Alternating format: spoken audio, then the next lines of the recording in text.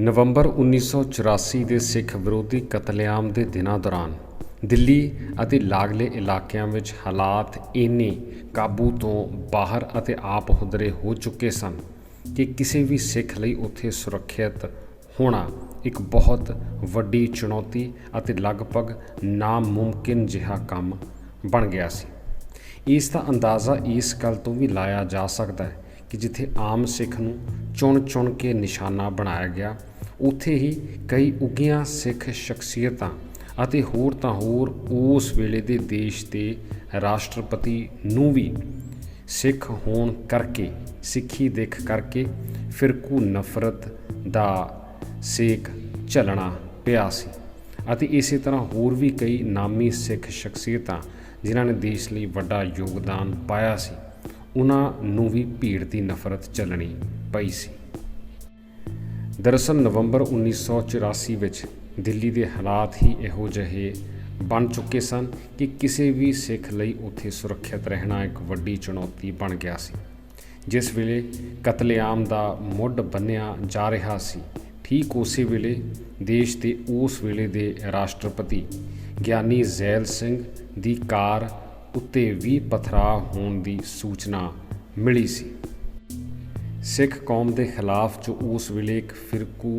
ਜ਼ਹਿਰ ਅਤੇ ਨਫ਼ਰਤ ਸਾਰੇ ਪਾਸੇ ਚੱਲ ਰਹੀ ਸੀ, ਉਸ ਦਾ ਸੇਕ ਦੇਸ਼ ਦੇ ਰਾਸ਼ਟਰਪਤੀ ਨੂੰ ਵੀ ਲੱਗਾ। ਇਹ ਵੀ ਧਿਆਨ ਦੇਣ ਵਾਲੀ ਗੱਲ ਹੈ ਕਿ ਦੇਸ਼ ਦੇ ਇੱਕ ਬਹੁਤ ਉੱਚੇ ਅਹੁਦੇ ਉੱਤੇ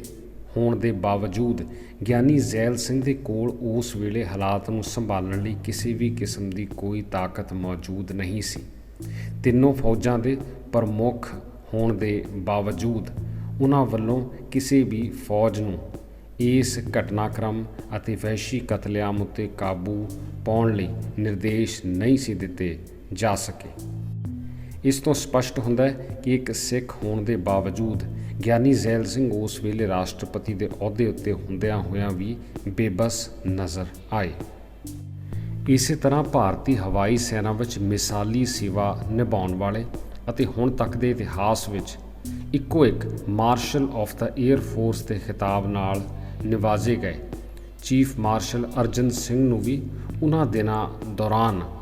ਅਸੁਰੱਖਿਅਤ ਮਹਿਸੂਸ ਹੋਇਆ ਸੀ। ਇਸ ਦਾ ਵੀ ਜ਼ਿਕਰ ਇਤਿਹਾਸ ਦੇ ਪੰਨਿਆਂ ਉੱਪਰ ਆਉਂਦਾ ਹੈ। ਉਹ ਬਹਾਦਰ ਸੈਨਿਕ ਜਿਸ ਨੇ ਦੇਸ਼ ਦੀ ਹਵਾਈ ਸੈਨਾ ਦੀ ਅਗਵਾਈ ਕੀਤੀ ਅਤੇ ਕਈ ਅਹਿਮ ਜੰਗਾਂ ਵਿੱਚ ਮਿਸਾਲੀ ਸੇਵਾ ਨਿਭਾਈ,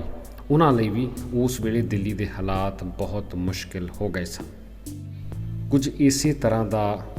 ਜ਼ਿਕਰ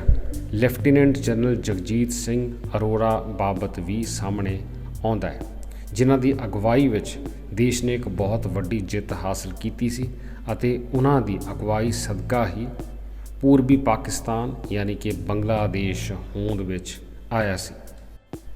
ਇਸ ਤੋਂ ਇਲਾਵਾ ਦੇਸ਼ ਦੀ ਰਾਜਧਾਨੀ ਅਤੇ ਲਾਗਲੇ ਖੇਤਰਾਂ ਵਿੱਚ ਵਸਦੇ ਦੇਸ਼ ਦੇ ਮੰਨੇ ਪ੍ਰਮੰਨੇ ਸਿੱਖ ਵੀ ਇਸ